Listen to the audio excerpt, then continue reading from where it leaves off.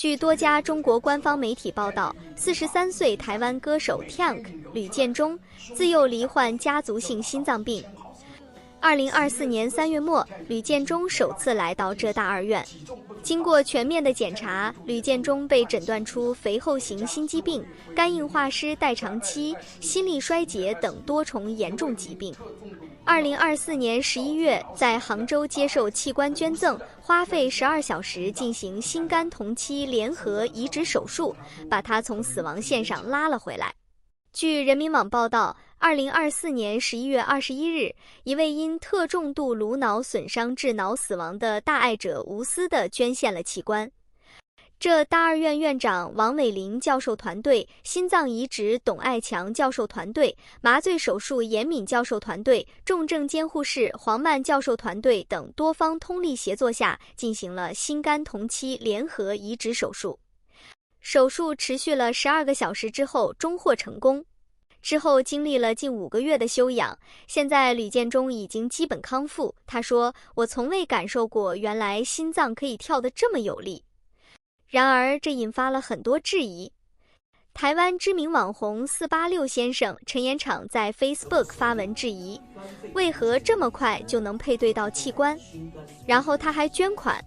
并且直言，这说穿了就是花钱买器官，然后中国的一条龙服务立刻能配对到器官，然后这个人就心甘情愿地捐器官。2023年12月4日，中国政府颁布的《中华人民共和国国务院令》第767号规定，人体器官捐献应当遵循自愿、无偿的原则。而据维基百科的词条解释，中华人民共和国器官移植始于1960年代，是目前世界上规模最大的器官移植项目。截止至2004年，中国器官移植已高达13000例。与此同时，中国也进行了一些创新性的器官移植，如包括骨头在内的面部移植。早前，国际权威期刊 Science 曾发表文章说，浙江大学第一附属医院郑树森2016年10月在国际肝脏 Liver International 杂志网络版发表的关于肝脏移植的研究论文，不能提供563个肝脏的合法来源，因此被撤稿，并被国际肝脏杂志编辑部终身禁止在该杂志发表论文。科学知情者Science Insider 报道，肝脏国际2016年10月刊登中国工程院院士、器官移植专家郑树森和浙江大学附属第一医院肝胆胰外科主任医师严胜的论文。有关论文以中国正式宣布全面停止使用死球器官之前的4年间 ,2010 年4月至2014年10月期间，在浙江医大医院进行移植的563人为研究对象，但肝脏国际其后接获一批学者联署信提出质疑，指论文的案例几乎占中国官方公布的近半数捐献器官，怀疑部分移植来自囚犯。郑树森长期从事胰及多器官联合移植和肝胆胰疾病基础与临床研究工作，是中国著名的肝移植专家。同时拥有中国工程院院士、法国国家医学科学院外籍院士、美国医学与生物工程院等多个院士身份。他还是浙江大学外科学教授，担任浙江大学医学部副主任、浙江大学医学院附属第一医院院长。虽然郑树森回复肝脏国际称，所有器官均来自心脏死亡器官捐献者，没有使用死球器官，但当期刊促请论文作者及其所在单位于规定时间内提供器官来源证明的要求，却没有得到响应。面对质疑，中国原卫生部副部长、中国人体器官捐献与移植委员会主任委员黄杰夫称，该论文数据失实，中国人体器官捐献与移植委员会支持期刊撤回论文的决定。他指出，中国公民在2011至2014年间的肝脏器官捐献是1910例，这医院是166例，而论文只进行了563例是不对的。黄杰夫转述郑树森表示，数据是下级医生统计，他不知情，会严格处理此事。而更震撼每个中国人的是，被誉为中国国药疫苗之父、中国新冠疫苗之父的杨晓明因涉嫌严重违纪违法，于2024年4月26日被罢免第14届全国人大代表职务。要知道，新冠疫情3年期间，在14亿人口的中国，仅有560万人没打过疫苗。去掉高龄原因实在不能打的老人，仅有300万人左右是主动抵制的。疫情期间，杨晓明不但被各种官媒塑造成民族英雄，而且被媒体吹捧为新冠肺炎疫情爆发后，杨晓明带领中国生物独立自主研发4款新冠诊断试剂、4款新冠特效治疗药物、4款新冠疫苗。其中，新冠灭活疫苗历时335天全球上市，被世卫组织纳入全球紧急使用清单，成为第一个获世卫组织批准的发展中国家新冠疫苗。疫情爆发之初，中国生物组织技术团队仅用48小时研发出新冠病毒基因诊断试剂盒，最早由国家疾控中心推荐在湖北武汉医院使用，第一批获国家药监局批准上市。在2020年1月，也率先提出并研发应用新冠肺炎康复者恢复期血浆和特异免疫球蛋白疗法。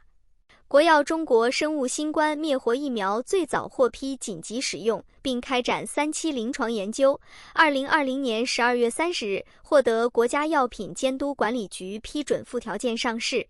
杨晓明也曾获得全国抗击新冠肺炎疫情先进个人的称号。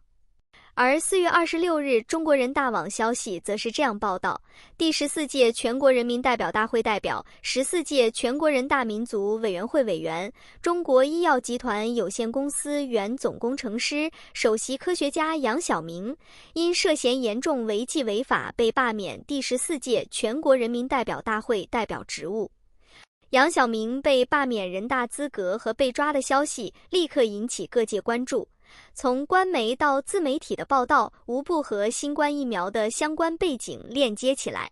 除了当事人确实是新冠疫苗的内地大佬级别人物以外，疫情后面对国产疫苗的激情褪去、理性回归、逐步反思的趋势。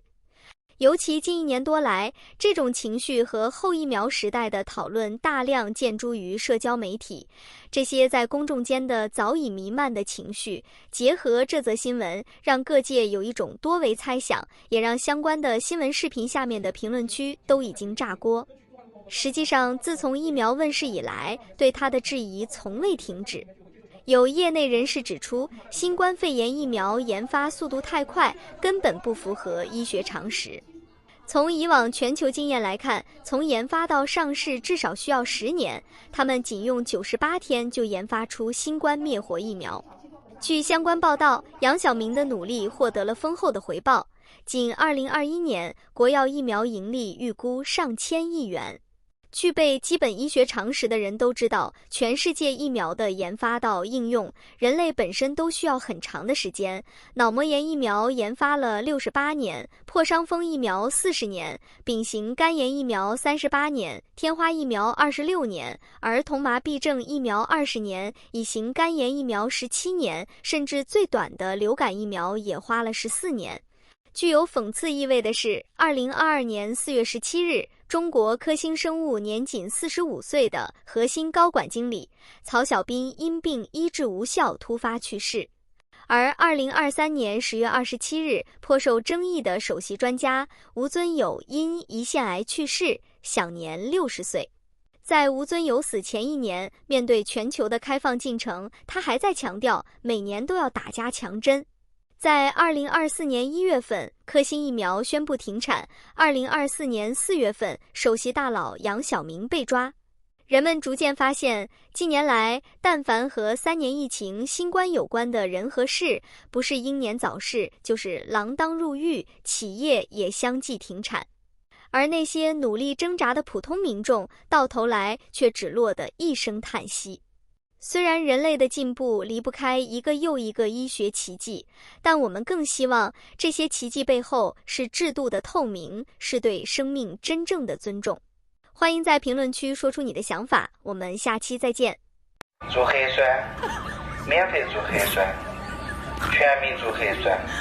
国家要求做核酸，必须做核酸，分钱不出，入了稳妥，核酸在手。